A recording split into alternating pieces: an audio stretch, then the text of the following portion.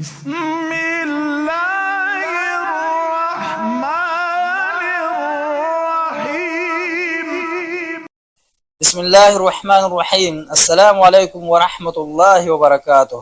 آج ہم بات کریں گے شہادت حضرت حسین رضی اللہ عنہ اور صحابہ کرام رضی اللہ عنہم کے مقام پر قرآن و حدیث کی روشنی میں۔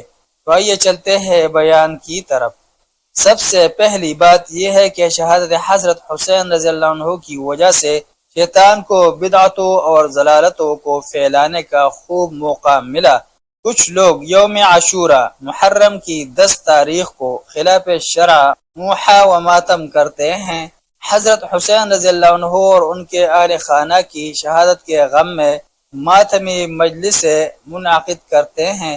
گال پیٹنے، بال نوچتے اور سینہ کوبی کرنے کے علاوہ اپنے آپ کو زخمی بھی کرتے ہیں۔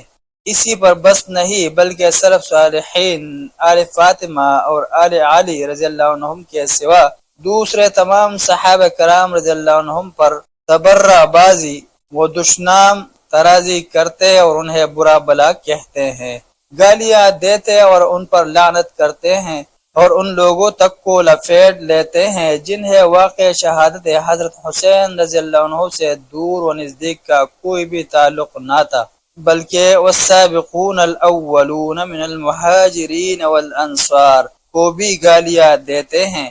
یہی وہ لوگ ہیں جن کے متعلق اللہ تعالیٰ نے قرآن کریم کی سورہ التوبہ آیات 100 میں ارشاد فرمایا ہے، والسابقون الاولون من المہاجرین والانصار والذین اتبعوہم باحسان، اور جو مہاجرین اور انصار سابق اور مقدم ہیں اور جتنے لوگ اخلاص کے ساتھ ان کے پیروں ہیں۔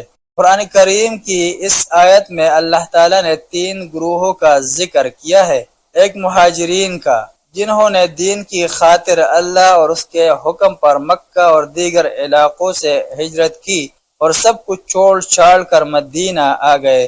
دوسرے انصار کا، جو مدینہ میں رہائش پذیر تھے، انہوں نے ہر موقع پر رسول اللہ صلی اللہ علیہ وسلم کی مدد اور حفاظت فرمائی اور مدینہ آنے والے مہاجرین کی بھی خوب پذیرائی اور تواضع کی اور اپنا سب کچھ ان کی خدمت میں پیش کر دیا۔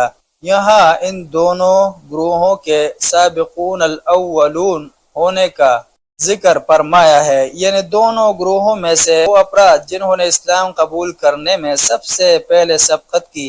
تیسری قسم وہ ہے جو خلوص اور احسان کے ساتھ ان مہاجرین و انصار کے پیروکار ہیں۔ اس گروہ سے مراد بعض کے نزدیک تابعین رحمہم اللہ ہے، جنہوں نے نبی صلی اللہ علیہ وسلم کو نہیں دیکھا لیکن صحابہ کرام رضی اللہ عنہم کی صحبت سے مشرف ہوئے، اور بعض نے اسے عام رکھا ہے، یعنی قیامت تک جتنے بھی انصار و مہاجرین سے محبت رکھنے والے اور ان کی نقش قدم پر چلنے والے مسلمان ہیں وہ سب اس میں شامل ہیں۔ ان میں تابعین بھی آ جاتے ہیں۔ رضی اللہ عنہم ورضوا عنہ وأعد لهم جنات تجری تحتها الانہار خالدین فیہا ابدا ذلک الفوز العظیم۔ اللہ ان سب سے راضی ہوا اور وہ سب اس سے راضی ہوئے، اور اللہ نے ان کے لیے ایسے باغ تیار کر رکھے ہیں جن کے نیچے نہریں جاری ہوں گی، جن میں وہ ہمیشہ رہیں گے۔ ان کے لیے یہ بڑی کامیابی ہے۔ قرآن کریم کی اس آیت سے واضح ہو گیا ہے کہ اللہ تعالیٰ ان سے راضی ہو گیا۔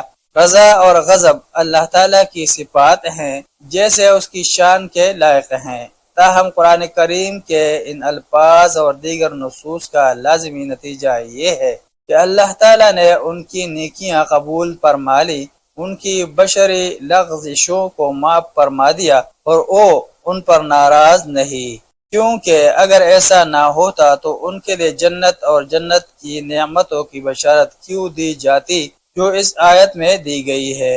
اس سے یہ بھی معلوم ہوا کہ یہ رضا الہی عارضی نہیں بلکہ دائمی ہے۔ جب اللہ نے ان کی ساری لغزشیں معاف فرما دی تو اب تنقیص و تنقید کے طور پر ان کی کوتاہیوں کا تذکرہ کرنا کسی مسلمان کی شان کے لائق نہیں۔ نیز یہ بھی معلوم ہوا کہ ان کی محبت اور پیروی رضا الہی کا ذریعہ ہے، اور ان سے عداوت اور بغض و عناد رضا الہی سے محرومی کا باعث ہے۔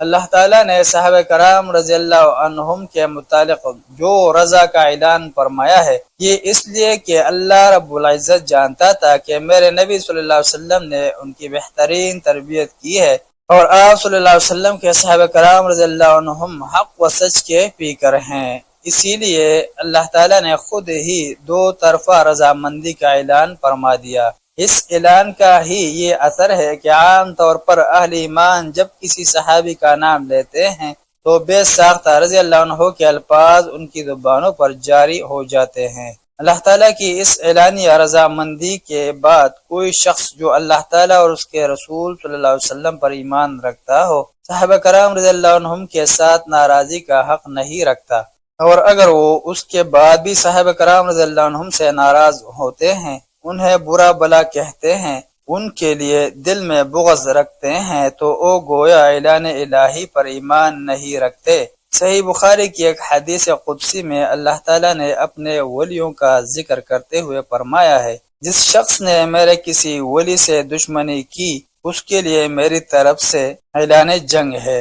اور صحابہ کرام رضی اللہ عنہم سے بڑی ولی کون ہو سکتا ہے؟ ارشاد نبی صلی اللہ علیہ وسلم ہے، میرے صحابہ رضی اللہ عنہم کو گالیاں مت دو، مجھے قسم ہے اس ذات کی جس کے قبضے میں میری جان ہے، تم میں سے اگر کوئی شخص احد پہاڑ جتنا سونا بھی اللہ کی راہ میں خرچ کر دے تو بھی میرے صحابہ رضی اللہ عنہم کے ایک مٹھی دانے صدقہ کرنے بلکہ اس سے آدھے ثواب کو بھی نہیں پہنچ سکتا۔ ایک اور حدیث رسول صلی اللہ علیہ وسلم میں ہے، جس شخص نے میرے صحابہ رضی اللہ عنہم کو گالیاں دی، اس پر اللہ تعالیٰ، فرشتوں اور تمام لوگوں کی لعنت ہو۔ اسی طرح ہی ایک اور حدیث میں ہے، جس نے میرے صحابہ رضی اللہ عنہ کو گالیاں دی، اس نے مجھے گالیاں دی، جس نے مجھے گالیاں دی، اس نے اللہ تعالیٰ کو گالیاں دی۔ غرض یہ کہ ان آیات قرآنیہ اور ان احادیث نبویہ کے پیش نظر اہل علم نے صحابہ کرام رضی اللہ عنہم کو گالی دینا اور لعن طعن کرنا کفر قرار دیا ہے۔ امام ابن تیمیہ رحمہ اللہ نے الصارم المسلول میں نقل کیا ہے، فقہائے کوفہ نے صحابہ رضی اللہ عنہم کو گالی دینے والے کو قتل کرنے اور رافضہ کو کافر قرار دینے کا قطعی فتویٰ دیا ہے۔ قاضی ابو یعلا نے کہا ہے، فقہا کے نزدیک جو شخص حلال سمجھ کر صحابہ رضی اللہ عنہم کو گالی دے وہ کافر ہے، اور جو حلال تو نہ سمجھے مگر گالی دے وہ فاسق ہے۔ ملتے ہیں ایک نئے ایپیسوڈ کے ساتھ۔ جزاکم اللہ خیرہ، السلام علیکم ورحمۃ اللہ وبرکاتہ۔